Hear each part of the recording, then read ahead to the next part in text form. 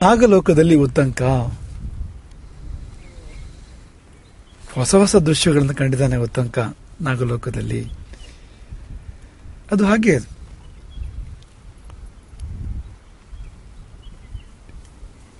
ಕಾಲ ಹೊಸದಾದ್ರೂ ದೃಶ್ಯ ಹೊಸದಾಗತ್ತೆ. ದೇಶ ದೇಶ ಅಂದ್ರೆ ಪ್ಲೇಸ್, ಅದು ಹೊಸದಾದ್ರೂ ದೃಶ್ಯ ಹೊಸದಾಗತ್ತೆ ಅಲ್ವಾ? ಈ ಉದಾಹರಣೆಗೆ ಇಲ್ಲೊಂದು ದೃಶ್ಯ ಇದೆ ಅಲ್ವ ನಮ್ಮ ಕಣ್ಣು ಮುಂದೆ. ಈ ದೃಶ್ಯ ಅಲ್ಲಿದೆಯಾ? ಇಲ್ಲಿ ಗುರುಕುಲದೊಳಗಡೆಗೆ ಇದೆಯಾ ಈ ದೃಶ್ಯ? ಇಲ್ಲ ಅಲ್ವಾ? ಅದೇ ಆ ಗುಡ್ಡದ ಮೇಲೆ ಕೂತ್ಕೊಂಡ್ರೆ ದೃಶ್ಯ ಬೇರೆ ಇರ್ಬೋದಲ್ವಾ? ಆ ಕಡೆ ಗುಡ್ಡದ ಮೇಲೆ ಕೂತ್ಕೊಂಡ್ರೆ, ಗೋಕರ್ಣಕ್ಕೆ ಹೋದ್ರೆ, ನಿಮ್ಮ ಮನೆಗೆ ಹೋದ್ರೆ ಅಲ್ವಾ? ಈ ಪ್ಲೇಸ್ ಬೇರೆ ಆದ್ರೆ, ಅಂದ್ರೆ ದೇಶ ಬೇರೆ ಆದ್ರೆ ದೃಶ್ಯನೂ ಬೇರೆ ಆಗತ್ತೆ, ದೃಶ್ಯ ಹೊಸದಾಗತ್ತೆ ಅಂತ. ಈಗ ನೀವಿಲ್ಲಿ ಹೊಸದಾಗಿ ಬಂದಾಗ ನಿಮ್ಗೆಲ್ಲ ಹೊಸ ದೃಶ್ಯ ಅಲ್ವಾ? ಸುತ್ತಮುತ್ತ ಇರೋದು ಹೊಸ ದೃಶ್ಯ ಅಲ್ವಾ? ಈಗ ಅಭ್ಯಾಸ ಆಯ್ತು. ಈಗ ಹೊಸ ಜಾಗಕ್ಕೆ ಹೋದ್ರೆ, ನಿಮ್ ಜೂನಿಂದ ಹೊಸ ಗುರುಕುಲಕ್ಕೆ ಹೋಗ್ತಾ ಇದೀರಿ ನೀವು, ಹೊಸದ್ ಕಟ್ತಾ ಇದೆ, ನಿಮ್ಗಂತಲೇ ಕಟ್ತಾ ಇದೆ, ಇಲ್ಲಿ ಹತ್ರದಲ್ಲೇನೆ, ಹೆಚ್ಚಿಗೆ ದೂರ ಇಲ್ಲ. ಅದು ತುಂಬಾ ವಿಶಾಲವಾಗಿ ಸುಸಜ್ಜಿತವಾಗಿ ಬೇರೆ ಕಟ್ಟಡ ಕಟ್ತಾ ಇದೆ. ಅಲ್ಲಿಗೆ ಹೋದ್ರೆ ದೃಶ್ಯ ಬೇರೆ ಇರುತ್ತೆ ಅಲ್ಲಿ ಮತ್ತೆ ಅಂತ ಅಲ್ವಾ? ಹಾಗೆ ಕಾಲ ಬೇರೆ ಆದ್ರೂ ಕೂಡ ದೃಶ್ಯ ಬೇರೆ ಇರುತ್ತೆ, ಬೇರೆ ಆಗುತ್ತೆ. ಕಾಲ ಬೇರೆ ಆದ್ರೆ ಅಂದ್ರೆ ಈಗ ನಿನ್ನೆನ ಅನುಭವ ಇವತ್ತಿನ ಅನುಭವ ಒಂದೇ ಇರುತ್ತಾ? ಇವತ್ತು ಯಾರೋ ಸಿಗ್ತಾರೆ, ಏನೋ ಮಾತಾಡ್ತಾರೆ, ದಿನೋ ಹಾಗೆ ರಿಪೀಟ್ ಆಗತ್ತಾ? ನೀವು ಒಂದೇ ಜಾಗದಲ್ಲಿ ಇದ್ರೂ ನೀವು ಗುರುಕುಲದಲ್ಲಿ ಇದ್ದೀರಿ, ಗೋಕರ್ಣ ಕೊಟ್ಲೆ ಗುರುಕುಲದಲ್ಲಿ ಇದ್ದೀರಿ ನೀವು.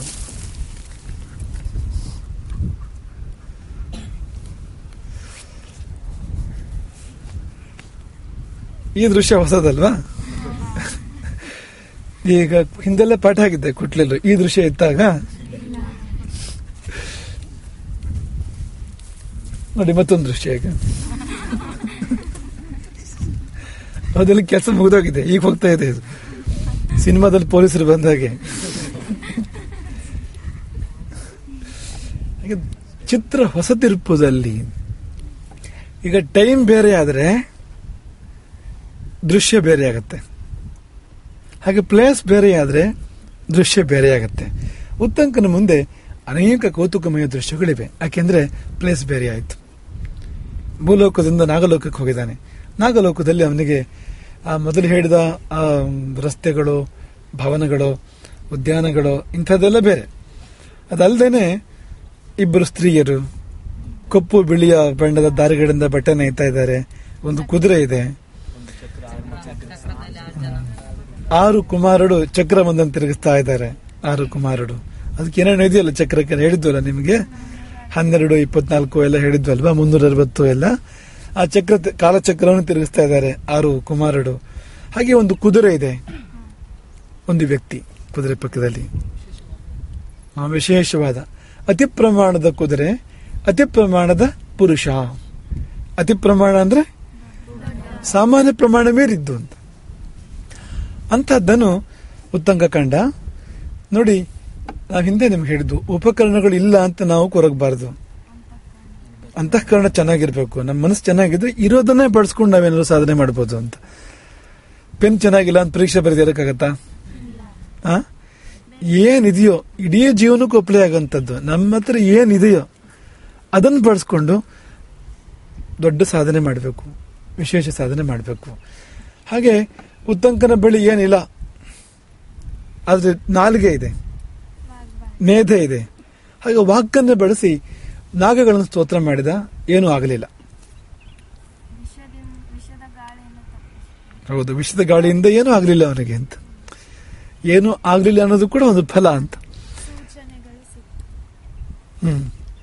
ಈಗ ಅಲ್ಲಿಂದ ಮುಂದಕ್ಕೆ ಅವನೇನು ಕಂಡನೋ, ಈಗ ಆ ಇಬ್ಬರು ಸ್ತ್ರೀಯರು ಇರ್ಬೋದು, ಆ ಮಗ್ಗ ಇರ್ಬೋದು, ನೇಗಿ ಇರ್ಬೋದು, ಆಮೇಲೆ ಪುರುಷ ಇರ್ಬೋದು, ಅಶ್ವ ಇರ್ಬೋದು, ಅಥವಾ ಆ ಚಕ್ರ ಇರ್ಬೋದು, ಇದನ್ನ ಸ್ತೋತ್ರ ಮಾಡ್ತಾನೆ ಅಂತ. ಅದೇನು ಅಂತ ಅವನಿಗೆ ಗೊತ್ತಿದೆ ಗೊತ್ತಿರೋ ಅನ್ನೋ ವಿಷಯ ಬೇರೆ. ಆದ್ರೆ ಕಂಡಿದ್ದನ್ನ, ತನ್ನ ನಾಲಿಗೆಯನ್ನ, ತನ್ನ ಮೇಧೆಯನ್ನ ಬೆಳೆಸಿ ಅಲ್ಲೇನು ವಿಶೇಷ ಅನ್ಸಿರ್ಬೇಕು ಅವನಿಗೆ, ಅನ್ಸ್ತೆ ಯಾಕೆ ಮಾಡ್ತಾನೆ. ಹಾಗಾಗಿ ಸ್ತೋತ್ರ ಮಾಡ್ತಾ ಇದ್ದಾನೆ ಉತ್ತಂಕ. ಸ್ತೋತ್ರ ಮಾಡಿದಾಗ ನನಗೊಂದು ಫಲ ಬಂತು. ಯಾರು ಮಾತಾಡಲಿಲ್ಲ, ಆದ್ರೆ ಅಶ್ವದ ಪಕ್ಕದಲ್ಲಿದ್ದ ಪುರುಷ ಮಾತನಾಡ್ತಾನೆ. ಅತಿ ಪ್ರಮಾಣದ ಪುರುಷ ಮಾತನಾಡ್ತಾನೆ. ಏನಂದ ಅವನು? ಪ್ರೀತೋಸ್ಮಿ. ನೀವೇ ಅರ್ಥ ಹೇಳ್ಬೇಕು. ಪ್ರೀತೋಸ್ಮಿ, ಸಂಪ್ರೀತನಾದೆ, ಸುಪ್ರೀತನಾದೆ, ಪರಮಪ್ರೀತನಾದೆ, ಸಂತುಷ್ಟನಾದೆ. ಪ್ರೀತೋಸ್ಮಿ ತೇಹಂ, ತೇ ಅಹಂ, ತೇ ನಿನಗೆ, ಅಹಂ ನಾನು, ಪ್ರೀತೋಸ್ಮಿ ಸಂತುಷ್ಟನಾದೆ. ಯಾಕೆ ಸಂತೋಷ ಆಯಿತು? ಯಾವುದರಿಂದ ಸಂತೋಷ ಆಯಿತು? ಅನೇನ ಸ್ತೋತ್ರೇಣ, ಅನೇನ ಸ್ತೋತ್ರೇಣ ತೇ ಅಹಂ ಪ್ರೀತೋಸ್ಮಿ. ಈ ಸ್ತೋತ್ರದಿಂದ ನಾನು ನಿನ್ನ ವಿಷಯದಲ್ಲಿ ಸಂತುಷ್ಟನಾದೆ. ಕಿಂತೆ ಪ್ರಿಯಂ ಕರವಾಣಿ, ನಿನ್ನ ಯಾವ ಇಷ್ಟವನ್ನು ನಾನು ಸಲ್ಲಿಸಲಿ? ನಿನಗೇನ್ ಬೇಕು? ನಿನಗೆ ಬೇಕಾದುದು ಏನನ್ನು ಕೊಡಲಿ ಎಂಬುದಾಗಿ ಆ ಪುರುಷ ಉತ್ತಂಕನನ್ನು ಪ್ರಶ್ನೆ ಮಾಡ್ತಾನೆ. ಇಲ್ಲಿ ನಮಗೆ ಜೀವನ ಪಾಠ ಇದೆ. ಗೆಸ್ ಮಾಡ್ತೀರಾ ಏನು ಅಂತ?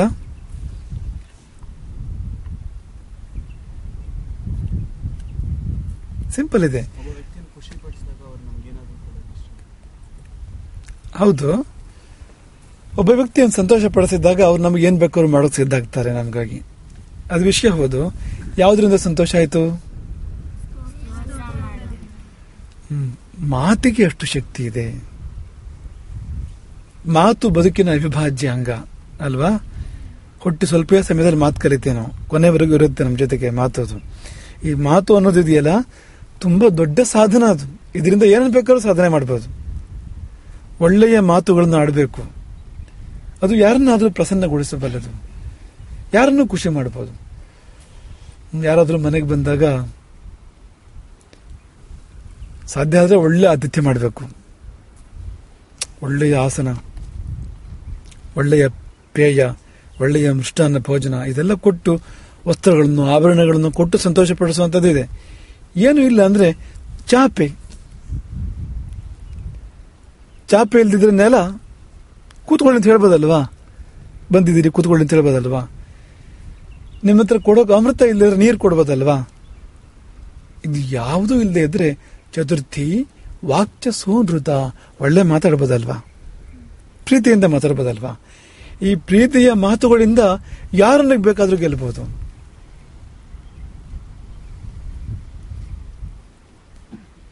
ಏನನ್ನು ಬೇಕಾದ್ರೂ ಸಾಧನೆ ಮಾಡ್ಬೋದು. ನಾವು ಜೀವನದಲ್ಲಿ ಸಾಧನೆ ಮಾಡಬೇಕಾದ್ರೆ ಎಲ್ಲರೂ ಸಹಕಾರ ಬೇಕಾಗ್ತದೆ. ಒಬ್ಬನೇ ಮಾಡೋಕ್ಕಾಗತ್ತಾ ಏನಾದ್ರು?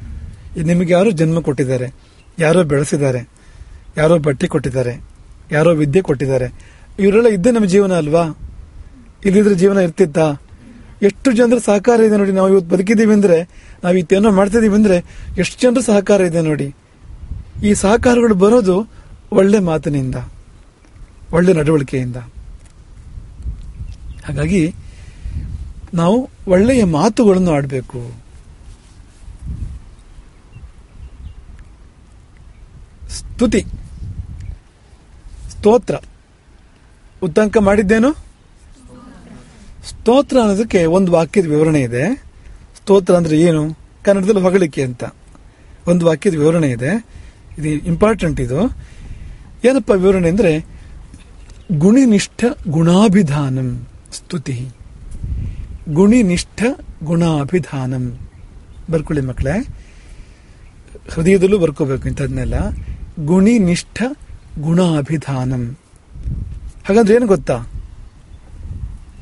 ಬರ್ಕೊಂಡ್ರ? ಗುಣಿನಿಷ್ಠ ಗುಣಾಭಿಧಾನಂ. ಗುಣಿ ಅಂದ್ರೆ ಗುಣ ಇರುವವನು, ಗುಣವಂತ. ಗುಣಿನಿಷ್ಠ ಅಂದ್ರೆ ಅವನಲ್ಲಿ ಇರ್ತಕ್ಕಂಥ ಗುಣ. ಗುಣಿನಿಷ್ಠ ಗುಣ ಅಂದ್ರೆ ಗುಣವಂತನಲ್ಲಿ ಇರುವ ಗುಣ. ನಿಷ್ಠ ಅಂದ್ರೆ ಇರುವ ಅಂತ. ಗುಣವಂತನಲ್ಲಿ ಇರುವ ಗುಣ. ಅಭಿಧಾನ ಅಂದ್ರೆ ಅದನ್ನು ಹೇಳೋದು. ಸ್ತುತಿ ಏನಲ್ಲ, ಇಲ್ಲದ ಗುಣವನ್ನು ಸುಳ್ಳೇ ಹೇಳೋದಿದೆಯಲ್ಲ, ಅದಕ್ಕೆ ಸ್ತುತಿ ಅಂತ ಹೆಸರಲ್ಲ, ಅದಕ್ಕೆ ಹೊಗಳಿಕೆ ಅಂತ ಹೆಸರಲ್ಲ. ಒಬ್ಬನಲ್ಲಿ ಇರುವ ಗುಣವನ್ನು ಎತ್ತಿ ಹೇಳಿದರೆ ಅದಕ್ಕೆ ಮಾತ್ರ ಸ್ತುತಿ ಅಂತ ಹೆಸರು, ಹೊಗಳಿಕೆ ಅಂತ ಹೆಸರು ಹೊರತು ಸುಳ್ಳೆ ಇಲ್ಲದೆ ಇರೋದನ್ನ ಕಟ್ಕೊಂಡು ಹೇಳಿದರೆ ಅಲ್ಲ, ಮಿಥ್ಯೆ ಅದು. ಈಗ ನೀನ್ ನೋಡಕ್ ಚೆನ್ನಾಗಿದೆಯಾ ಅಂತ ಅನ್ಬೋದು. ನಿಂಗೆ 4 ಕೈ ಇದೆ ಅಂದ್ರೆ, 3 ಕಣ್ಣಿದೆ ನಿನಗೆಂದ್ರೆ ನಿಜನಾ? 4 ಕೈ ಇರೋದು ವಿಷ್ಣುವಿಗೆ, 3 ಕಣ್ಣಿರೋದು ಶಿವನಿಗೆ, 4 ತಲೆ ಇರೋದು ಬ್ರಹ್ಮನಿಗೆ, ಅವ್ರಿಗಿರೋದು ನಮ್ಗಿಲ್ಲ ಅಲ್ವಾ? ಹಾಗಾಗಿ ಇಲ್ಲದೆ ಇರೋದನ್ನೆಲ್ಲ ಹೇಳಿದ್ರೆ ಅದಕ್ಕೆ ಸ್ತುತಿ ಅಂತ ಹೆಸರಲ್ಲ, ಇರುವುದನ್ನು ಹೇಳಿದ್ರೆ ಮಾತ್ರ. ಇರುವುದನ್ನು ಹೇಳ್ತಾ ಇದ್ದಾನೆ. ಉದ್ದಂಕ ಸ್ತುತಿಸುವಾಗ ಯಾವುದೊಂದು ಇಲ್ಲದ ವಿಷಯ ಹೇಳಲಿಲ್ಲ, ಅತಿಶಯೋಕ್ತಿ ಮಾಡಲಿಲ್ಲ, ಇರುವುದನ್ನು ಹೇಳಿದ್ದಾನೆ ಅಂತ. ನಿಮ್ಗೊಂದು ಚಂದದ ಉದಾಹರಣೆ ಕತೆ ಹೇಳ್ತೀವಿ. ನಿಮ್ಗೆ ಯಾರಿಗೆ ಗೊತ್ತಿದೆಯೋ ಅವ್ರು ಇನ್ನೊಂದು ಸತಿ ಕೇಳಿ ಎಂಜಾಯ್ ಮಾಡ್ತೀರಿ. ಅದನ್ನ ಗೊತ್ತಿಲ್ಲರೂ ನೀವು ಹೊಸದಾಗಿ ಅದನ್ನ ಚೆನ್ನಾಗಿ ಗಮನ ಇಟ್ಟು ಕೇಳ್ಬೇಕು ನೀವು ಅದನ್ನ. ನಾಲಿಗೆಗೂ ಹಲ್ಲುಗಳಿಗೂ ಜಗಳ ಬಿತ್ತು. ಗೊತ್ತಾ ನಿಮಗಿದು? ನಮ್ದೇ ನಾಲಿಗೆಗೂ ಹಲ್ಲುಗಳಿಗೂ ಜಗಳ ಬಿತ್ತು. ಏನ್ ವಿಷಯ? ನಾಲಿಗೆ ನಾನ್ ದೊಡ್ಡವನು ಅಂತ ಹೇಳ್ತು, ಹಲ್ಲುಗಳು ನಾವು ದೊಡ್ಡವರು ಅಂತ ಹೇಳ್ತು. ಹಲ್ಲುಗಳು ಎಷ್ಟಿದೆ? ಒಂದೇ ಅಲ್ಲ ಅಲ್ವಾ? ಚೆನ್ನಾಗಿರುತ್ತಾ? ಒಂದೇ ಹಲ್ಲಿದ್ರೆ ಚೆನ್ನಾಗಿರುತ್ತೆ. ಅಜ್ಜಿಗಾದ್ರೆ, ಚಿಕ್ಕ ಮಗುಗಾದ್ರೆ ಚೆನ್ನಾಗಿರುತ್ತೆ. ಆ ವಯಸ್ಸಿಗದು ಶೋಭನೆ ಇದು. ಆದ್ರೆ ಒಂದು ವಯಸ್ಸಲ್ಲಿ ಇದ್ದಾಗ ಅದು ಶೋಭೆ ಅಲ್ಲ ಅದು. ಹಲ್ಲುಗಳಿಗೂ ನಾಲಿಗೆಗೂ ಜಗಳ ಬೆತ್ತು. ನಾ ಮೇಲು ಅನ್ನೋದು ತುಂಬಾ ಹೊತ್ತು ಜಗಳ ಆಗೋಯ್ತು. ಏನು ತೀರ್ಮಾನ ಆಗಲಿಲ್ಲ ಯಾರು ದೊಡ್ಡವರು ಅಂತ. ಯಾಕೆ? ವಾದ ನಡೀತಾ ಇದೆ. ಇದೂ ಬಿಟ್ಕೊಡ್ತಾ ಇಲ್ಲ, ಅವರು ಬಿಟ್ಕೊಡ್ತಾ ಇಲ್ಲ. ಈ ಜಗಳ ಆಗಿ ತುಟಿ ಒಣಗೋಯ್ತಂತೆ. ನೋಡಿ, ಕಲ್ಲಪ್ಪ ಗುಂಡಪ್ಪನ ಜಗಳದಲ್ಲಿ ಮೆಣಸಪ್ಪ ಚಟ್ನಿ ಅಂತ ಕೇಳಿದಿರ ನೀವು? ಕಲ್ಲಪ್ಪನಿಗೂ ಗುಂಡಪ್ಪನಿಗೂ ಜಗಳ ಆಗ್ತಾ ಇದೆಯಂತೆ, ಮೆಣಸಪ್ಪ ಚಟ್ನಿ ಆಗ್ಬಿಟ್ಟಿದಾನಂತೆ. ಹಾಗೆ ಇವರಿಬ್ರು ಜಗಳ ಮಾಡಿ ತುಟಿ ಒಣಗೋಯ್ತು. ತುಂಬಾ ಹೊತ್ತು ಮಾತಾಡ್ತಾ ಇದ್ರೆ ತುಟಿ ಒಣಗತ್ತಲ್ವಾ? ಹಾಗಾಯ್ತು. ತುಟಿ ಒಣಗಿರೋ ನಾಲಿಗೆಗೆ ಒಂದು ಕರ್ತವ್ಯ ಇದೆ. ಏನು?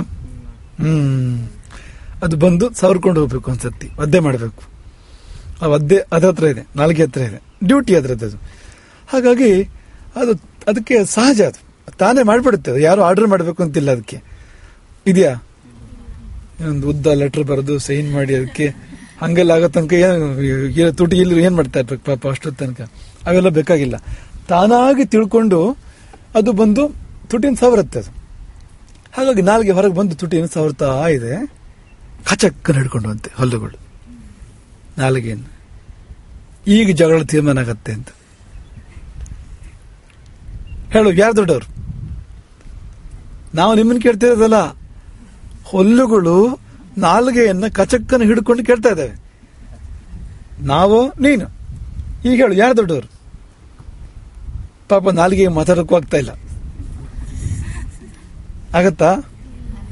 ಇವು ಹಿಡ್ತಾ ಬಿಗಿ ಮಾಡಿದ್ವು ಹಲ್ಲುಗಳು, ಉರಿತಾ ಇದೆ, ಅದಕ್ಕೆ ನೋವಾಗ್ತಾ ಇದೆ, ನಾಲಿಗೆಗೆ ಗಾಯ ಆಯ್ತು, ರಕ್ತ ಬಂತು. ಮರ್ಯಾದೆಯಿಂದ ಒಪ್ಕೋತೀಯೋ ಇಲ್ವೋ? ಒಪ್ಕೊಳ್ದೇ ಇದ್ರೆ ಹೊರಗಿನ ನಾಲಿಗೆ ಹೊರಗೆ, ಒಳಗಿನ ನಾಲಿಗೆ ಒಳಗೆ. ಧಮಕಿ ಹಾಕಿದ್ವಂತೆ ಹಲ್ಲುಗಳು ನಾಲಿಗೆಗೆ ಅಂತ. ಯಾರು ದೊಡ್ಡವರು? ಹೇಳ್ತೀಯೋ ಇಲ್ಲೋ ಅಂತ. ಪಾಪ ಏನ್ ಮಾಡುತ್ತೆ ಅದು? ಬೇರೆ ದಾರಿ ಇಲ್ಲದೆ ಶರಣಾಯ್ತಂತೆ ನಾಲಿಗೆ ಅಂತ. ಬಿಟ್ಟು ಹಲ್ಲುಗಳು ಬದುಕಿದೆಯಾ ಬಡಜೀವಿವೆ ಅಂತ ಮೇಲೆ ನಾಲಿಗೆ ಒಳಗೆ ಬಂದ್ಕೊಳ್ತಂತೆ. ಅದಕ್ಕೆ ನೋವಾಗಿತ್ತು, ಅವಮಾನನೂ ಆಗಿತ್ತು ಅಲ್ವಾ? ಯಾರು ದೊಡ್ಡವರು ಯಾರು ಸಣ್ಣವರು ಅಂತ ಅನ್ನೋದು ಹೀಗೆ ತೀರ್ಮಾನ ಆಗ್ಬೇಕಾ? ಏನ್ ರೋಡಿಸಮ್ ಮೂಲಕ, ದಾದಾಗಿರಿ ಮೂಲಕ ತೀರ್ಮಾನ ಆಗೋದಾ ಯಾರು ದೊಡ್ಡವರು ಸಣ್ಣವರು ಅಂತ? ಏನ್ ಇವರು ಅಂತ ಬಹಳ ಕೋಪ ಬಂದಿತ್ತು ನಾಲಿಗೆಗೆ, ಬಹಳ ಅವಮಾನ ಆಗಿತ್ತು. ಸುಮ್ಮನೆ ಇತ್ತಂತೆ ಗಾಯ ಗುಣ ಆಗೋವರೆಗೆ. ಅದು ಲೆಕ್ಕಾಚಾರ ಹಾಕ್ತಾ ಇತ್ತು, ಸಂದರ್ಭ ಕಾಯ್ತಾ ಇತ್ತು. ಸಂದರ್ಭ ಬಂತು. ಏನ್ ಸಂದರ್ಭ ಅಂದ್ರೆ, ಎದುರುಗಡೆಯಿಂದ ಒಬ್ಬ ಟೊಣಪ ಬರ್ತಾ ಇದ್ದಾನೆ. ದಾಂಡಿಗ ಒಬ್ಬ, ಗರಡಿಗೆ ಹೋಗಿ ಕಟ್ಟುಮಸ್ತಾದ ಆಡು, ಎಲ್ಲ ನರ ನಾಡಿ ಕಾಣ್ತಾ ಇದೆ, ಆ ತರ ಇದ್ದಾನಂತೆ. ಅವನು ಭಾರಿ ಕೋಪಿಷ್ಟನೇ ಹೌದು. ಅವನು ಎದುರುಗಡೆಯಿಂದ ಬರ್ತಾ ಇದ್ದಾನೆ. ಈಗ ನಾಲ್ಗೆ ಒಳ್ಳೆ ಅವಕಾಶ ಸಿಕ್ತು. ನಾಲ್ಗೆ ಏನ್ ಮಾಡ್ತು? ನಾಲ್ಕು ಚೆನ್ನಾಗಿ ಬೈದ್ಬಿಡ್ತು ಅವನಿಗೆ. ಕೆಟ್ಟ ಶಬ್ದಗಳಿಂದ ಆ ಬಂದ ದಡಿಗನಿಗೆ ಚೆನ್ನಾಗಿ ಬೈದ್ಬಿಡ್ತು ಅಂತ. ಈಗ ನಿಮ್ಗೆ ಮುಂದಿಂದೆಲ್ಲ ಗೊತ್ತು ಮುಂದೇನಾಯ್ತು ಅಂತ. ಅವನು ಒಂದು ಗುದ್ದಿದ್ರೆ 4 ಹಲ್ಲು ಮುರಿದೋದು ಅಂತ. 25 ಒಲ್ಗಾಡೋಯ್ತು ಪೂರ್ತಿ ಅಂತ. ಹಾಗಾಗಿ ಎಲ್ಲ ಒಂದೋ ಹಲ್ಲು ಮುರಿದಿದೆ, ಯಾವುದೋ ಕೆಲವು ಹಲ್ಲು ರಕ್ತ ಬಂದಿದೆ, ಯಾವುದೋ ಉಳಿದ ಹಲ್ಲುಗಳು ಒಲ್ಗಾಡೋಗಿದ್ದಾವೆ. ಅಂತೂ ಸ್ವಸ್ಥಿತಿ ಸುಸ್ಥಿತಿ ಇಲ್ಲಿರೋ ಹಲ್ಲು ಯಾವುದೂ ಇಲ್ಲ. ಆಮೇಲೆ ಮೆತ್ತಗೆ ಕೂಲಾಗಿ ನಾಲ್ಗೆ ಕೇಳ್ತಂತೆ, ಈಗ ಹೇಳಿ ಯಾರು ದೊಡ್ಡವರು? ಪಾಪ ಹೇಳೋ ಪರಿಸ್ಥಿತಿಲೂ ಇಲ್ಲ, ಉತ್ತರ ಹೇಳೋ ಪರಿಸ್ಥಿತಿಲೂ ಇಲ್ಲ ಅಂತ. ಈ ತಮಾಷೆ ನಿಮ್ಗೆ ಯಾಕೆ ನಿಮ್ ಜೊತೆ ಹಂಚ್ಕೊಂಡು ಅಂದ್ರೆ, ನೋಡಿ ಕೆಟ್ಟ ಮಾತಿಂದ ಏನ್ ಪರಿಣಾಮ ಆಗ್ಬೋದು ಅಂತ ಅಲ್ವಾ. ನಾಲ್ಗೆ ಪವರ್ ಏನು? ನಾಲ್ಗೆ ಈಗ ಆಯ್ತು, ಇದು ಒಂದನೇ ಸ್ಟೇಜ್, ಇದು ಹಲ್ಲು ಮುರಿದೋಗಿದೆ. ಇನ್ನು ಮುಂದಿನ ಸ್ಟೇಜಿಗೆ ಹೋದ್ರೆ ತಲೆನೇ ಬಡ್ದೋಗ್ಬೋದು, ಕಾಲು ಮುರಿದೋಗ್ಬೋದು, ಪ್ರಾಣನೇ ಹೋಗ್ಬೋದು ಅಲ್ವಾ. ಅದಕ್ಕಾಗಿ ಒಂದು ಶ್ಲೋಕ ಬಂದಿದೆ, ಸುಭಾಷಿತ ಬಂದಿದೆ, ಕೇಳ್ಕೊಳ್ಳಿ. ನೀವು ಆಮೇಲೆ ವಾಪಸ್ ಹೇಳಬೇಕು ನಮ್ಗೆ. ಅದನ್ನ ನೀವು ಬರೆಯಾಗಿಲ್ಲ, ಮೊದಲು ಕೇಳ್ಕೋಬೇಕು ಅಷ್ಟೇ, ಆಮೇಲೆ ಬರೀಬೇಕು. ಸುಲಭ ಇದೆ ಬರ್ಕೊಳಕ್ ನಿಮ್ಗೆ. ಜಿಹ್ವಾಗ್ರೆ ವಸತೆ ಲಕ್ಷ್ಮೀ, ಜಿಹ್ವಾಗ್ರೆ ವಸತೆ ಲಕ್ಷ್ಮೀ, ಜಿಹ್ವಾಗ್ರೆ ಮಿತ್ರ ಬಾಂಧವಾಃ, ಜಿಹ್ವಾಗ್ರೆ ಬಂಧನಂ ಪ್ರಾಪ್ತಂ, ಜಿಹ್ವಾಗ್ರೆ ಮರಣಂ ಧ್ರುವಂ. ಸುಭಾಷಿತ ಇದು. ಜಿಹ್ವಾಗ್ರೆ ವಸತಿ ಲಕ್ಷ್ಮೀ ಅಂದ್ರೆ, ಜಿಹ್ವಾಗ್ರೆ ಅಂದ್ರೆ ಏನು? ನಾಲ್ಗೆಯ ಅಗ್ರ ಅಂದ್ರೆ ತುದಿ, ಜಿಹ್ವಾಗ್ರೆ ಅಂದ್ರೆ ನಾಲ್ಗೆಯ ತುದಿಯಲ್ಲಿ. ವಸತಿ ಲಕ್ಷ್ಮೀ ಅಂದ್ರೆ ಲಕ್ಷ್ಮಿ ವಾಸ ಮಾಡ್ತಾಳೆ, ನಾಲ್ಗೆ ತುದಿಯಲ್ಲಿ ಲಕ್ಷ್ಮಿ ವಾಸ ಮಾಡ್ತಾಳೆ. ಅಂದ್ರೇನು? ನಾಲ್ಗೆ ತುದಿಯಲ್ಲಿ ಲಕ್ಷ್ಮಿ ಟೆಂಪಲ್ ಇದೆ ಅಂತನಾ? ನೀನು ಆಡೋ ಮಾತಿಂದ ಲಕ್ಷ್ಮಿ ಬರೆದು ಬರ್ಬೋದು ಅಂತ. ನಮ್ಮ ಬದುಕಿನಲ್ಲಿ ಸಂಪತ್ತುಗಳು ಬೇರೆ ಬೇರೆ ತರ ಸಂಪತ್ತುಗಳಿದ್ದಾವೆ. ವಿದ್ಯೆನೂ ಸಂಪತ್ತೆ, ದುಡ್ಡು ಸಂಪತ್ತೆ, ಆರೋಗ್ಯನೂ ಸಂಪತ್ತೆ, ಇವೆಲ್ಲ ಸಂಪತ್ತುಗಳೇ. ಮಕ್ಕಳು ಸಂಪತ್ತೆ.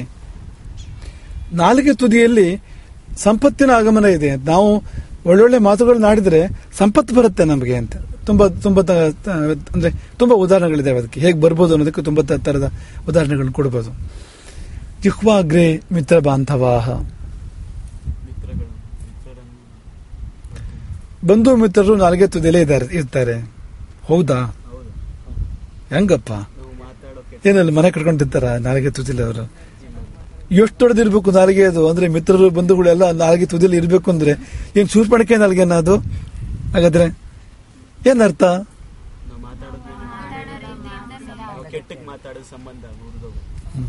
ತುಂಬಾ ಸರಿಯಾದ ಮಾತು. ನಿನ್ನ ಒಳ್ಳೆ ಮಾತುಗಳಿಂದ ಮಿತ್ರರನ್ನು ಸಂಪಾದನೆ ಮಾಡ್ಕೋಬಹುದು. ನಿನ್ನ ಇನ್ನೂ ಒಳ್ಳೆ ಮಾತುಗಳಿಂದ ಮಿತ್ರರು ಇನ್ನೂ ಹತ್ರ ಆಗ್ಬೋದು. ಅವನು ಯಾರೋ ಇದ್ದನು ಫ್ರೆಂಡ್ ಆಗ್ಬೋದು, ಫ್ರೆಂಡ್ ಆದನು ಕ್ಲೋಸ್ ಫ್ರೆಂಡ್ ಆಗ್ಬೋದು, ಜೀವದ ಗೆಳೆಯ ಆಗ್ಬೋದು, ಜೀವ ಕೊಡಂತ ಸ್ನೇಹಿತ ಆಗ್ಬೋದು. ಹಾಗೆ ಬಾಂಧವ ಅಂದ್ರೆ ಬಂಧುತ್ವ ನಾಲ್ಗೆಯಿಂದ ಬರೋದಿಲ್ಲ. ಅಂದ್ರೆ ಬರುತ್ತೆ, ಕೆಲವು ಮದುವೆ ಅಂತದ್ದು ಬರ್ಬೋದು. ಆದ್ರೆ ಈಗ ತಾಯಿ ತಂದೆ ಎಲ್ಲ ನಾವು ಹುಟ್ಟಿಗಿಂತ ಮೊದಲೇ ಹುಟ್ಟಬೇಕಾದ್ರೆ ಇರೋಂಥದ್ದು. ಆದ್ರೆ ಇದನ್ನ ಇಟ್ಕೋಬೇಕು ಅಂದ್ರೆ ಚೆನ್ನಾಗಿ ತಂದೆ ಆಗಿರ್ಬೇಕು, ತಾಯಿ ಆಗಿರ್ಬೇಕು, ಅಣ್ಣ ತಮ್ಮಂದಿರು ಪ್ರೀತಿಯಿಂದ ಇರಬೇಕು ಅಂದ್ರೆ, ಬಾಂಧವರ ಬಂಧುತ್ವ ಉಳಿಬೇಕು ಅಂದ್ರೆ ಅದಕ್ಕೆ ನಾಲ್ಗೆನೇ ಕಾರಣ. ನಾಲ್ಗೆ ಚೆನ್ನಾಗಿದ್ರೆ ಎಲ್ಲ ಚೆನ್ನಾಗಿರ್ತಾರೆ, ಬದುಕೇ ಚೆನ್ನಾಗಿರುತ್ತೆ. ಈ ಒಂದು ಶ್ಲೋಕಕ್ಕೆ 4 ಪಾದ ಇರುತ್ತೆ. ಜಿಹ್ವಾಗ್ರೆ ವಸತಿ ಲಕ್ಷ್ಮೀ ಒಂದು ಪಾದ, ಜಿಹ್ವಾಗ್ರೆ ಮಿತ್ರ ಬಾಂಧವಾಃ 2ನೇ ಪಾದ, ಜಿಹ್ವಾಗ್ರೆ ಬಂಧನಂ ಪ್ರಾಪ್ತಂ 3ನೇ ಪಾದ, ಜಿಹ್ವಾಗ್ರೆ ಮರಣಂ ಧ್ರುವಂ 4ನೇ ಪಾದ. ಹಸುವಿಗೆ 4 ಕಾಲು ಇರುತ್ತೆ ಅಲ್ವಾ? ಹಾಗೆ ಶ್ಲೋಕಕ್ಕೂ ಕೂಡ 4 ಕಾಲು ಇರುತ್ತೆ. ಅವರು 4 ಚರಣ ಇರುತ್ತೆ, ಚರಣ ಅಥವಾ ಪಾದ ಅಂತ ಹೇಳ್ತಾರೆ ಅದನ್ನ. ಈಗ ಮೊದಲನೇ 2ನೇ ಚರಣದ ಮೂಲಕ ಪಾಸಿಟಿವ್ ಏನು ಒಳ್ಳೇದಾಗ್ಬೋದು ನಾಲ್ಗೆಯಿಂದ ಅಂತ ಹೇಳಿದ್ಮೇಲೆ ಮುಂದಿನ 2ರಿಂದ ಏನು ತೊಂದರೆ ಆಗ್ಬೋದು ಅನ್ನೋದು ಕೂಡ ಹೇಳ್ತಾರೆ. ಎಕ್ಸಾಂಪಲ್ ಅದು, ಜಿಹ್ವಾಗ್ರೆ ಬಂಧನಂ ಪ್ರಾಪ್ತಂ, ನಾಲ್ಗೆ ತುದಿಯಲ್ಲಿ ಜೈಲಿದೆ. ನಾಲ್ಗೆ ತುದಿಯಲ್ಲಿ ಜೈಲಿಗೂ ಕಳಿಸ್ಬೋದು ನಾಲ್ಗೆ ನಮ್ಮನ್ನು ಅಂತ. ಏನಾದ್ರೂ ಮಾತಾಡಿದ್ರೆ ಅದರ ಪರಿಣಾಮ ಸೆರೆಮನಿಯೂ ಆಗ್ಬೋದು ಅಂತ. ಜಿಹ್ವಾಗ್ರೆ ಮರಣಂ ಧ್ರುವಂ, ಸಾವನ್ನು ತಂದ್ಕೋಬಹುದು ನಾವು. ನಾಲ್ಗೆ ತುದಿಯಿಂದನೇ ಸಾವನ್ನು ತಂದ್ಕೋಬಹುದು. ಕೆಟ್ಟ ಮಾತುಗಳಿಂದ ಏನೇನೋ ಕೆಟ್ಟದಾಗ್ಬೋದು, ಜೀವನ ಎಲ್ಲ ಹಾಳಾಗ್ಬೋದು. ಹಾಗಾಗಿ ಮಾತಿನಿಂದ ಎಷ್ಟೆಲ್ಲ ಸಾಧನೆಗಳಾಗ್ತವೆ ನೋಡಿ. ವಿದ್ಯಾಭ್ಯಾಸ ಅಂದ್ರೆ ಇದು ಅಂತ. ವಿದ್ಯಾಭ್ಯಾಸ ಅಂದ್ರೆ ಏನು ಗೊತ್ತಾ ಮಕ್ಕಳೇ? ವಿದ್ಯಾಭ್ಯಾಸ ಅಂದ್ರೆ ದೇವರು ನಮಗೇನು ಕೊಟ್ಟಿದ್ದಾನೋ ಅದನ್ನು ಬಳಸೋಕೆ ಕಲ್ತ್ಕೋಬೇಕು ನಾವು. ದೇವರು ನಮ್ಗೆ ದೇಹ ಕೊಟ್ಟಿದ್ದಾನೆ, ದೇಹವನ್ನು ಹೇಗೆ ಬಳಸ್ಕೋಬೇಕು ನಾವು? ಮಾತು ಕೊಟ್ಟಿದ್ದಾನೆ, ಮನಸ್ಸು ಕೊಟ್ಟಿದ್ದಾನೆ, ದೇವರು ಬುದ್ಧಿ ಕೊಟ್ಟಿದ್ದಾನೆ. ಇದನ್ನೆಲ್ಲ ಹೇಗೆ ಬಳಸ್ಕೋಬೇಕು ಅಂತ ಗೊತ್ತಾಗದೇ ಇದ್ರೆ ನಾವೇನು ವಿದ್ಯಾಭ್ಯಾಸ ಮಾಡಿದಂತೆ ಆಗಲಿಲ್ಲ. ಶರೀರ, ಇಂದ್ರಿಯಗಳು, ಮನಸ್ಸು, ಮಾತು ಇವನ್ನೆಲ್ಲ ಹೇಗೆ ಬಳಸೋದು ಅನ್ನೋದನ್ನ ಕಲ್ತ್ಕೋಬೇಕು ನಾವು. ಹೇಗೆ ಇಟ್ಕೊಳ್ಳೋದು, ಶರೀರ ಹೇಗೆ ಇಟ್ಕೋಬೇಕು, ಹೇಗೆ ಸ್ವಚ್ಛವಾಗಿ ಇಟ್ಕೋಬೇಕು, ಹೇಗೆ ಸ್ವಸ್ಥವಾಗಿ ಇಟ್ಕೋಬೇಕು, ಹೇಗೆ ಸುಖವಾಗಿ ಇಟ್ಕೋಬೇಕು, ಇದನ್ನೆಲ್ಲ ಕಲ್ತ್ಕೋಬೇಕು. ಅದೇ ವಿದ್ಯಾಭ್ಯಾಸ. ಹೀಗೆ ತನ್ನ ಒಳ್ಳೆಯ ಮಾತುಗಳಿಂದ ಉತ್ತಂಕ ಆ ಪುರುಷನನ್ನು ಸುಪ್ರೀತಗೊಳಿಸಿದ್ದಾನೆ. ಆ ಪುರುಷನು ತನ್ನ ಪರಿಚಯ ಹೇಳಲಿಲ್ಲ, ಉತ್ತಂಕ ಕೇಳಲೂ ಇಲ್ಲ. ನಿಂಗೇನ್ ಬೇಕು ಅಂತ ಕೇಳ್ತಾ ಇದ್ದಾನು. ಉತ್ತಂಕ ಏನ್ ಹೇಳಿರ್ಬೋದು?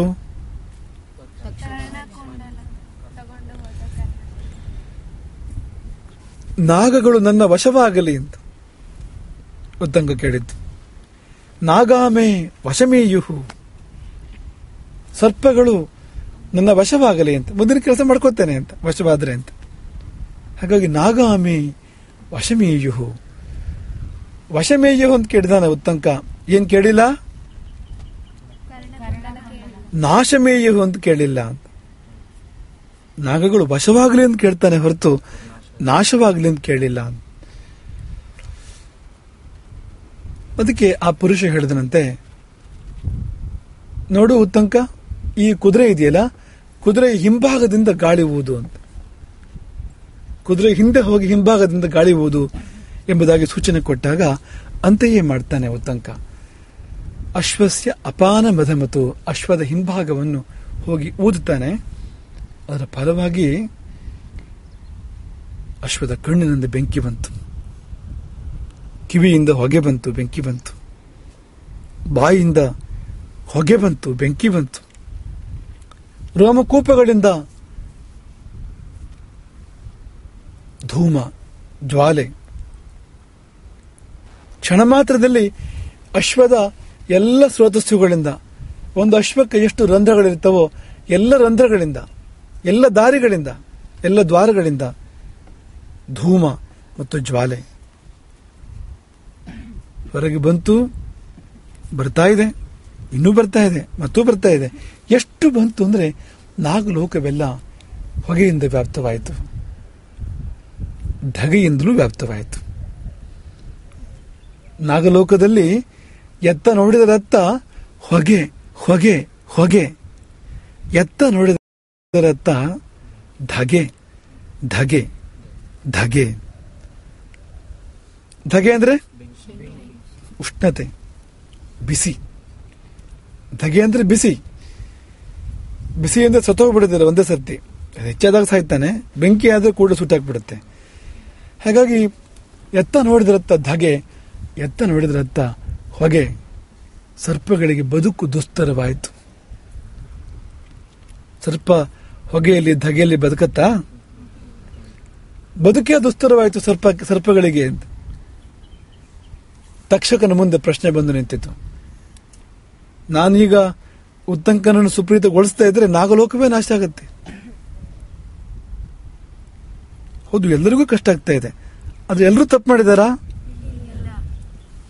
ತಪ್ಪು ಮಾಡಿದವರು ಎಷ್ಟು ಮಂದಿ? ಒಬ್ಬ. ಫಲ ಬಂದಿದ್ದು ಅದಕ್ಕೊಂದು ಶ್ಲೋಕ ಇದೆ. ಏಕಃ ಪಾಪಾನಿ ಕುರುತೆ ಫಲಂ ಭುಂಕ್ತೆ ಮಹಾಜನಃ. ಏಕಃ ಪಾಪಾನಿ ಕುರುತೆ ಫಲಂ ಭುಂಕ್ತೆ ಮಹಾಜನಃ.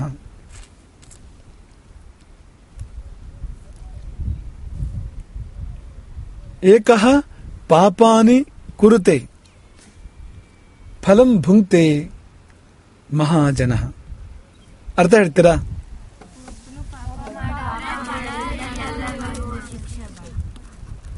ಏಕಃ ಪಾಪಾನಿ ಕುರುತೆ, ಒಬ್ಬನು ತಪ್ಪು ಮಾಡ್ತಾನೆ, ತಪ್ಪುಗಳನ್ನು ಮಾಡ್ತಾನೆ. ಫಲಂ ಭುಂಕ್ತೆ, ಫಲ ಉಣ್ಣೋದು ಯಾರು? ಮಹಾಜನ ಅಂದ್ರೆ ಎಲ್ಲ ಜನರು ಅಂತ. ಜನತೆ ಎಲ್ಲವೂ ಕಷ್ಟಪಡೋ ಹಾಗಾಗತ್ತೆ. ಸೀತೆಯನ್ನು ಕದ್ದೊಯ್ದವ್ರು ಎಷ್ಟು ಜನ? ಯಾರು? ಸುಟ್ಟಿದ್ದು ಲಂಕೆಯೇ ಸುಟ್ಟಿದ್ದು ನೋಡಿ.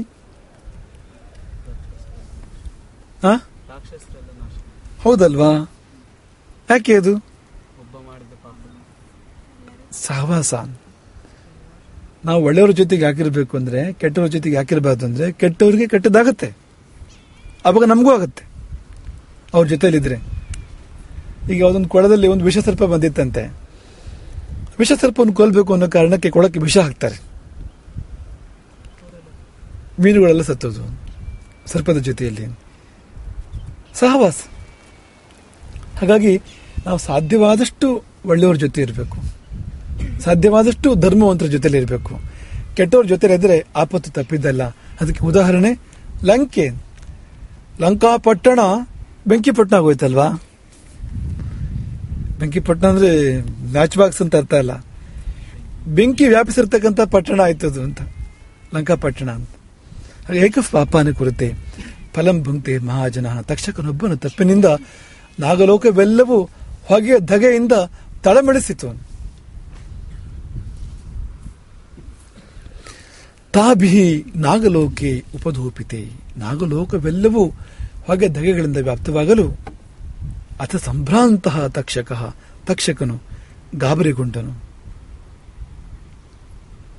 ಅಗ್ನೇ ತೇಜೋಭಯಾತ್ ವಿಷಣ್ಣ. ಅಗ್ನಿಯ ತೇಜಸ್ಸಿದೆಯಲ್ಲ, ಆ ಧಗೆ ಇದೆಯಲ್ಲ, ಬಿಸಿ ಇದೆಯಲ್ಲ, ಅದರ ಭಯದಿಂದ ವಿಷಣ್ಣನಾದನು ತಕ್ಷಕನು.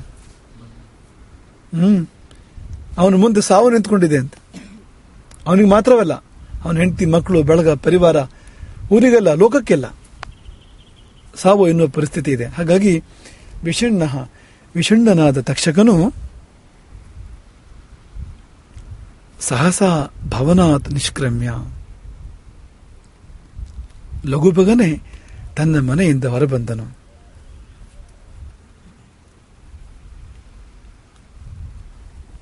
ಉತ್ತಂಕನ ಬಳಿ ಸಾರಿ ತಕ್ಷಕ ಹೇಳಿದಂತೆ, ಇಮೆ ಕುಂಡಲೆ ಗೃಹಾತು ಭವಾನ್. ಇಮೆ ಕುಂಡಲೆ ಗೃಹಾತು ಭವಾನ್. ಕನ್ನಡ ಕುಂಡಲಗಳನ್ನು ತಗೊಂಡು ಬಂದ್ಬಿಟ್ಟಿದ್ದಾನೆ. ಅವನು ಮುಂದೆ ಬಂದು ಒಪ್ಪಿಸಿ, ಇದನ್ನು ಸ್ವೀಕರಿಸಬೇಕು, ನೀನು ಕ್ಷಮಿಸಬೇಕು ನನ್ನನ್ನು ಬೇಡ್ಕೊಂಡ. ಸಂದೇಶ ಏನು?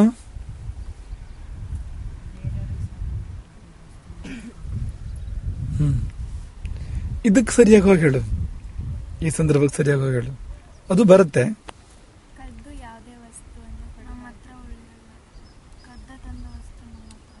ಅದು ಸರಿ. ನಮ್ಮದಲ್ಲದ ವಸ್ತುವನ್ನು ನಾವು ಉಳಿಸ್ಕೊಳ್ಳೋಕೆ ಸಾಧ್ಯ ಇಲ್ಲ. ಹೀಗೂ ಹೇಳ್ಬೋದು. ಈಗ ನಮ್ದಲ್ಲೇ ಇರೋ ವಸ್ತು ನಮಗೆ ಬಂದ್ರೆ ನಮಗೆ ಬಿಸಿ ಬರುತ್ತೆ ಅಂತ. ಯಾವುದು ನಮ್ಮದಲ್ವೋ, ಯಾವ್ದು ನಮಗೆ ಸೇರಿದ್ದಲ್ವೋ ಅದು ನಾವು ಇಟ್ಕೊಂಡ್ರೆ ಬೆಂಕಿ ಇಟ್ಕೊಂಡಾಗೆ ಅದು ಸುಡುತ್ತೆ ನಮ್ಮನ್ನು ಮಾತ್ರ ಅಲ್ಲ, ನಮ್ಮ ಕುಟುಂಬ ಪರಿವಾರ ಬಳಗ ಎಲ್ಲವನ್ನೂ ಸುಡುತ್ತೆ ಅದು. ಹಾಗಾಯ್ತಲ್ವ ಇಲ್ಲಿ? ಯಾವುದು ನಮ್ಮದೋ ಅದು ನಮ್ಮದು, ಯಾವುದು ನಮ್ಮದಲ್ಲವೋ ಅದು ನಮ್ಮದಲ್ಲ, ಯಾವುದು ನಮ್ಮದಲ್ಲವೋ ಅದು ನಮ್ಮ ಬಳಿ ಇರಬಾರದು, ತಪ್ಪಿಯೂ ಇರಬಾರ್ದು. ಮಕ್ಕಳ ಎಷ್ಟೇ ಕಷ್ಟವಾಗಲಿ, ಬದುಕಿನಲ್ಲಿ ಎಂಥ ಬಡತನವೇ ಬರಲಿ, ಯಾವುದು ನಮ್ಮದಲ್ವೋ ಅದಕ್ಕೆ ನಾವು ಆಸೆ ಪಡಬಾರ್ದು, ಇಟ್ಕೋಬಾರ್ದು ನಾವು ಅದನ್ನು. ಈಗ ಸೀತೆಯನ್ನು ಕರ್ಕೊಂಡು ಬಂದು ಇಟ್ಕೊಂಡಲ್ವ ರಾವಣ, ಲಂಕೆ ಏನಾಯ್ತು? ಅವನೇನಾದ? ಸೀತೆ ರಾವಣನಿಗೆ ದಕ್ಕಿದ್ರ ಕೊನೆಗಾದ್ರು? ದಕ್ಕಲಿಲ್ಲ. ಅವನೇನು ಆಸೆ ಪಟ್ಟಿದ್ನೋ ಆಗಲಿಲ್ಲ. ಆಕೆ ರಾವಣನ ಪತ್ನಿ ಆಗಲಿಲ್ಲ ಸೀತೆ ಕೊನೆಗೂ. ಆಕೆ ತುಂಬಾ ಸ್ಪಷ್ಟವಾಗಿ ಹೇಳ್ತಾಳೆ, ನಾನು ಶವವಾದೇನು, ನಿನ್ನ ವಶವಾಗಲಾರೆ. ಶವ ವಶ ಅದೇ ಶಬ್ದ, ಹಿಂದೆ ಮುಂದಾಯಿತು ಅಕ್ಷರಗಳಷ್ಟೇ ಅಂತ. ಶವವಾದೇನು, ಆದ್ರೆ ನಿನ್ನ ವಶವಾಗಲಾರೆ. ಅವಳು ಹಾಗೆ ತನ್ನ ಮಾತನ್ನು ಉಳಿಸ್ಕೊಂಡ್ಳು ಕೊನೆಗೋಳು. ಹಾಗಾಗಿ ರಾವಣನಿಗೆ ಸೀತೆ ದಕ್ಕಲಿಲ್ಲ, ಲಂಕೆ ನಾಶವಾಯಿತು. ಅವನ ಮಕ್ಕಳು, ಬಂಧು ಬಳಗ, ಪರಿವಾರ, ಸೈನ್ಯ, ಮಿತ್ರರು ಎಲ್ಲವೂ ನಾಶವಾದರು. ಎಲ್ಲವೂ ನಾಶವಾಯಿತು, ಯಾವುದೊಂದು ಉಳಿಲಿಲ್ಲ. ಕುಂಭಕರ್ಣ ಕೊನೆ ಯುದ್ಧಕ್ಕೋಸ್ಕರ ಎದ್ದಾಗ ಅವನು ನೋಡ್ತಾನೆ, ಕುಂಭಕರ್ಣ ಲಂಕೆಯ ಕೋಶ ಬರಿದಾಗಿತ್ತು. ಲಂಕೆಯ ಕೋಶ ಇದೆಯಲ್ಲ ತುಂಬಾ ಸಮೃದ್ಧವಾಗಿರುವಂಥದ್ದು. ಚಿನ್ನ, ಬೆಳ್ಳಿ, ಮುತ್ತು, ರತ್ನಗಳು ಧಾರಾಳ ಇದ್ದಂಥದ್ದು. ಬರಿದಾಗುತ್ತೆ. ಯಾಕಂದ್ರೆ ಯುದ್ಧ ಅಂದ್ರೆ ಖರ್ಚು ಬರುತ್ತೆ, ಹಾಗೆ ಸುಮ್ಮನೆ ಆಗೋಲ್ಲ ಯುದ್ಧ ಅಂದ್ರೆ ಅಂತ. ಸೈನ್ಯ ಬಹುತೇಕ ನಾಶವಾಗಿತ್ತು. ಲಂಕೆಯಲ್ಲಿ ಬಾಲವೃದ್ಧ ಅವಶೇಷ, ಲಂಕೆಯಲ್ಲಿ ಉಳಿದಿದ್ದು ಮಕ್ಕಳು ಮತ್ತು ಮುದುಕರು, ಹೆಂಗಸರು. ಸಂಪೂರ್ಣ ತರುಣ ಪೀಳಿಗೆ ನಾಶವಾಗಿತ್ತು. ರಾಜಶೇಷ ಕೃತ ಲಂಕ, ಲಂಕೆಯಲ್ಲಿ ರಾಜರೊಬ್ಬನೇ ಉಳ್ಕೊಂಡಿದ್ದಾನೆ ಅಷ್ಟೊತ್ತಿಗೆ.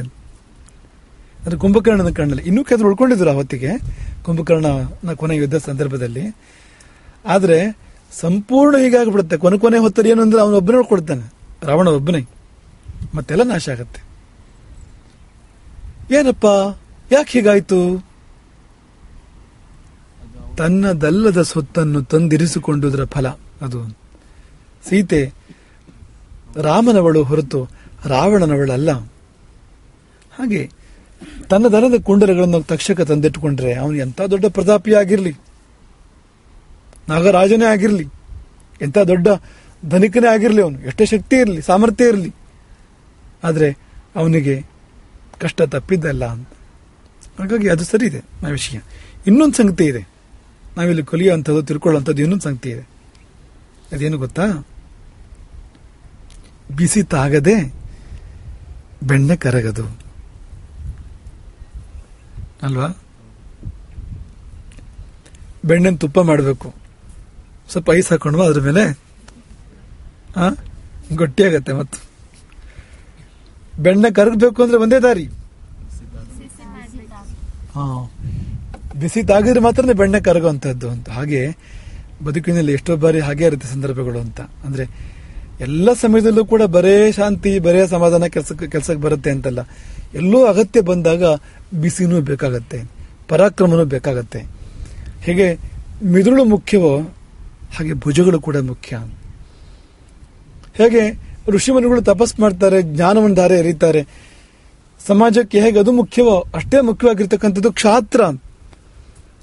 ಕ್ಷತ್ರಿಯರು ಬೇಕು, ಸೇನೆ ಬೇಕು, ಶಸ್ತ್ರಾಸ್ತ್ರಗಳು ಬೇಕು, ಹೋರಾಟ ಬೇಕಾಗತ್ತೆ. ಯಾಕೆಂದ್ರೆ ಧರ್ಮವನ್ನು ಉಳಿಸ್ಬೇಕು ಅಂದ್ರೆ, ದೇಶವನ್ನು ಉಳಿಸ್ಬೇಕು ಅಂದ್ರೆ ಇದೆಲ್ಲ ಅಗತ್ಯ ಆಗತ್ತೆ. ಯಾವಾಗ ಯಾವ್ದು ಬೇಕು ಅದು ಬೇಕು ಅಂತ. ಅದಕ್ಕೆ ಸುಮ್ಮನೆ ಉದಾಹರಣೆ ಕೊಡೋದು ನಿಮ್ಗೆ. ಈಗ ರಾವಣ ಸೀತೆಯನ್ನು ಕದ್ಕೊಂಡು ಹೋಗ್ತಾನಲ್ವಾ, ಈಗ ರಾಮ ಏನ್ ಮಾಡ್ಬೇಕು? ಕೂಲಾಗಿರ್ಬೇಕು, ತಣ್ಣಗಿರ್ಬೇಕು. ರಾಮ ಏನ್ ಮಾಡೋಕ್ಕಾಗತ್ತೆ? ಸೀತೆ ಹಣೆಲ್ ಹಾಗೆ ಬರ್ದಿದ್ರೆ ಏನ್ ಮಾಡೋಕ್ಕಾಗತ್ತೆ ಅಲ್ವಾ? ಆಯ್ತು, ಹುಡುಕ್ಬೇಕು, ಸೀತೆ ಸಿಕ್ಕಿದ್ರು ಅಂತ ಅನ್ಕೊಳ್ಳಿ, ಕೊಟ್ಬಿಡ್ತಾನೆ ರಾವಣ. ಯುದ್ಧ ಮಾಡ್ಬೇಕು, ರಕ್ತಪಾತ ಎಲ್ಲ ಆಗುತ್ತಲ್ವಾ, ಅನೇಕರು ಸತ್ತೋಗ್ತಾರೆ ಯುದ್ಧ ಮಾಡಿದಾಗ. ಪಾಪ ರಾವಣನು ಸಾಯ್ತಾನೆ ಯುದ್ಧದಲ್ಲಿ. ಹಾಗಾಗಿ ಸುಮ್ಮನೆ ಇದ್ಬಿಡದೆ ಒಳ್ಳೇದಲ್ವಾ?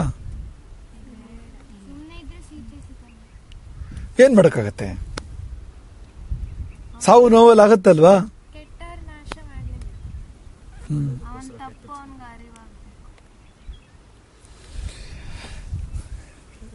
ಅಧರ್ಮ ಬಂದಾಗ, ಅಧರ್ಮ ಅಥವಾ ಅನ್ಯಾಯಗಳು ಬಂದಾಗ ಆಗ ಪರಾಕ್ರಮ ಬೇಕಾಗತ್ತೆ, ಯುದ್ಧ ಬೇಕಾಗತ್ತೆ.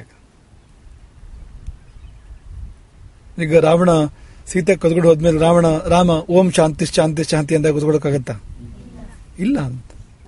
ಹುಡುಕ್ಬೇಕು, ಪ್ರಯತ್ನ ಮಾಡಬೇಕು, ಸಮುದ್ರಕ್ಕೆ ಸೇತುವೆ ಕಟ್ಟಬೇಕು, ವೀರಾಭ್ಯಾಸ ಹೋರಾಡಬೇಕು, ಸೈನ್ಯ ಸಂಗ್ರಹ ಮಾಡಬೇಕು, ಸೈನ್ಯದ ನೇತೃತ್ವ ವಹಿಸಬೇಕು, ರ್ಯಾಂಕಿಂಗ್ ಮುತ್ತಿಗೆ ಹಾಕಬೇಕು. ಯುದ್ಧದಲ್ಲಿ ಏನೂ ಆಗ್ಬಹುದು. ಯುದ್ಧ ಸಿದ್ಧಿರಿ ಚಂಚಲ ಅಂತ ಹೇಳ್ತಾರೆ. ಯಾರು ಗೆಲ್ಬಹುದು, ಯಾರು ಸೋಲ್ಬಹುದು, ಪ್ರಾಣವೇ ಹೋಗ್ಬಹುದು. ಆದ್ರೆ ಪ್ರಾಣ ಹೋಗುತ್ತೆ ಅಂತ ಹೆದರ್ಕೊಳ್ಳೋ ಹಾಗಿಲ್ಲ. ಯಾಕೆಂದ್ರೆ ಧರ್ಮ ಗೆಲ್ಬೇಕು, ಧರ್ಮ ಉಳಿಬೇಕು. ಸೀತೆ ರಾಮನ ಪಕ್ಕ ಇರೋದು ಧರ್ಮ. ಅಷ್ಟೆಲ್ಲ ಪ್ರಾಣಗಳಿಗಿಂತ ಸೀತೆಯ ಮಾನ ದೊಡ್ಡದು. ಹಾಗಾಗಿ ಸೀತೆಯ ಮಾನ, ಸೀತೆಯ ಪಾತಿವೃತ್ಯ ಉಳಿಸ್ಬೇಕು ಅಂದ್ರೆ ರಕ್ತ ಚೆಲ್ಬೇಕಾಗತ್ತೆ, ಪ್ರಾಣ ತ್ಯಾಗ ಮಾಡಬೇಕಾಗತ್ತೆ ಸಂದರ್ಭ ಬಂದ್ರೆ ಅಂತ. ಧರ್ಮನೇ ಆಗುತ್ತೆ ಹೊರತು ಅದು ಅಧರ್ಮ ಆಗೋದಿಲ್ಲ ಅವಾಗ. ಆದ್ರೆ ಎಲ್ಲೆಲ್ಲೂ ಅಲ್ಲ, ಎಲ್ಲಿ ಮಾಡ್ಬೇಕೋ ಅಲ್ಲಿ ಮಾಡ್ಬೇಕು. ಈಗ ಬಿಸಿ ತಾಗದೆ ಬೆಣ್ಣೆ ಕರಗೋದು, ಬೆಣ್ಣೆಗೆ ಬಿಸಿ ತಾಗಿಸಿ ಕರಗಿಸ್ಬೇಕು ಅಂತ ನಾವು ನಮ್ಮ ಕೈನೂ ಸುಟ್ಕೊಳಕ್ಕಾಗತ್ತಾ? ಹೋಗಿ ಹೊಸಗ್ ಬಿಸಿ ಮುಡ್ಸೋಕ್ಕಾಗತ್ತಾ? ಬೆಣ್ಣೆಗೆ ಮಾತ್ರ ಬಿಸಿ ಮುಡ್ಸೋದು, ಹೊಸಗಲ್ಲ ಅಲ್ವಾ? ಪಾಪ ಬರುತ್ತೆ. ಹಸುಗ್ ಬಿಸಿ ಮುಡಿಸಿದ್ರೆ, ಬೆಣ್ಣೆಗೆ ಮಾತ್ರ ಮುಡಿಸುವಂಥದ್ದು. ಹಾಗಾಗಿ ಬಿಸಿ ತಾಗದೆ ಬೆಣ್ಣೆ ಕರಗದು. ಸಂದರ್ಭ ಬಂದ್ರೆ ಬೇಕಾಗತ್ತೆ ಬಿಸಿ ಅಂತ. ನಮ್ಮಲ್ಲಿ ಪರಾಕ್ರಮ ಬೇಕಾಗತ್ತೆ, ನಮ್ಮಲ್ಲಿ ಧೈರ್ಯ ಶೌರ್ಯಗಳು ಬೇಕಾಗ್ತವೆ ಅಂತ, ವೀರಾವೇಶ ಬೇಕಾಗುತ್ತೆ ಅಂತ. ಆದ್ರೆ ಎಲ್ಲೋ ಅಲ್ಲಿ, ಎಲ್ಲೆಲ್ಲೋ ಅಲ್ಲ ಅನ್ನೋದು ಗೊತ್ತಿರಬೇಕು ನಮ್ಗೆ. ಬೆಂಕಿ ಬೇಕೋ ಬೇಡವೋ? ಹಾಗಂತ ಬೆಂಕಿ ಎಲ್ಲಿರ್ಬೇಕು ಅಲ್ಲಿರ್ಬೇಕಲ್ವಾ? ಎಲ್ಲಿರ್ಬೇಕು? ಬಚ್ಚಲು ಮನೆ ಒಲೆಯಲ್ಲಿ ಇರಬೇಕು ಅಲ್ವಾ? ಅಡಿಗೆ ಮನೆ ಒಲೆಯಲ್ಲಿ ಇರಬೇಕು, ಬಚ್ಚಲು ಮನೆ ಒಲೆಯಲ್ಲಿ ಇರಬೇಕು. ಮನೆ ಮಾಡಲು ಬೆಂಕಿ ಇರ್ಬೇಕಾ? ಅಟ್ಟಕ್ಕೋ ಮನೆ ಮಾಡಿಗೋ ಬೆಂಕಿ ತಗುಲಿದ್ರೆ ಬಟ್ಟೆಗೋ ಬೆಂಕಲ್ಲಿದ್ರೆ ಸರಿನಾ? ಅಲ್ಲ ಅಲ್ವಾ? ಬೇಕು, ಆದ್ರೆ ಎಲ್ಲಿರ್ಬೇಕು ಅಲ್ಲಿರ್ಬೇಕು. ಹಾಗೆ ಒಂದು ಕೋಪ ಆಗಲಿ ಅಥವಾ ಒಂದು ಪರಾಕ್ರಮ ಆಗಲಿ, ಯುದ್ಧ ಆಗಲಿ, ಹೋರಾಟ ಆಗಲಿ, ಅದು ಬೇಕಾಗುತ್ತೆ ಜೀವನದಲ್ಲಿ. ಎಲ್ಲಿ ಬೇಕು ಅಲ್ಲಿ ಬೇಕು, ಹೊರತು ಎಲ್ಲೆಲ್ಲೂ ಅಲ್ಲ ಅನ್ನೋದನ್ನ ನಾವು ಚೆನ್ನಾಗಿ ಮನಸ್ಸಿಟ್ಕೊಳ್ಬೇಕು ಅಂತ.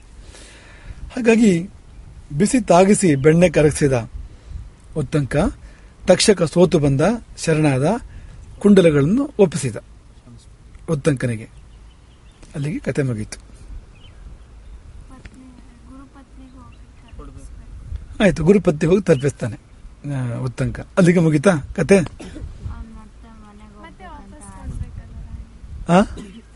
ವಾಪಸ್ ಕೊಡೋಕ್ಕಿಲ್ಲ, ದಾನ. ಅದು ದಾನ ಕೊಟ್ಟ ಮೇಲೆ ಅದು ಎರವಲು ಅಲ್ಲ. ಎರವಲು ಅಂದ್ರೆ ಒಂದ್ ಸ್ವಲ್ಪ ಹೊತ್ತಿಗೆ, ಒಂದ್ ದಿನಕ್ಕೆ, ಇಂತಿಷ್ಟು ದಿವಸಕ್ಕೆ ಇರಲಿ, ಅದು ಎರವಲು. ಅದು ಎರವಲಲ್ಲ, ಇದು ದಾನ ಆಗಿದ್ರಿಂದ ಇದು ಖಾಯಂ. ಇದು ಉತ್ತಂಕನಿಗೆ ದಾನ ಕೊಟ್ಟಿದ್ದು ರಾಜನ ಪತ್ನಿ, ಉತ್ತಂಕ ಗುರುಪತ್ನಿಗೆ ಸಮರ್ಪಣೆ ಮಾಡ್ತಾನೆ. ಅಲ್ಲಿಗೆ ಮುಗೀತು, ವಾಪಸ್ ತಗೊಳ್ಳೋಕೇನಿಲ್ಲ. ಅಲ್ಲಿಗೆ ಕುಂಡಲ ಕೊಟ್ಟ ಮೇಲೆ ಕತೆ ಮುಗಿಬೇಕಲ್ವಾ? ನಾಗಗಳನ್ನು ರಕ್ಷಿಸಬೇಕು. ಹೌದು, ಉತ್ತಂಕ ಕುಂಡಗಳನ್ನು ಪಡ್ಕೊಂಡ ನಂತರ ಕ್ಷಮಿಸಿ ಅದೇ ಪುರುಷ ಅದೇ ಅಶ್ವದ ಮೂಲಕವಾಗಿ ಮತ್ತೆ ನಾಗಲೋಕವನ್ನು ಉಳಿಸ್ತಾನೆ.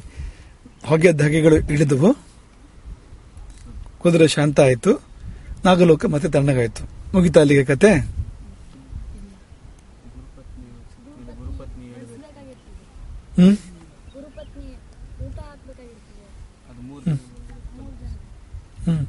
ನಾವು ಕೇಳೋದು ನಿಮ್ಮನ್ನ, ಉತ್ತಂಕನ ಮುಂದೆ ಸವಾಲು ಈಗ ಇದೆಯೋ ಇಲ್ವೋ ಅಂತ. ಉತ್ತಂಕನ ಸಮಸ್ಯೆಗಳು ಮುಗೀತೋ ಇನ್ನೂ ಸಮಸ್ಯೆ ಇದೆಯಾ ಅಂತ.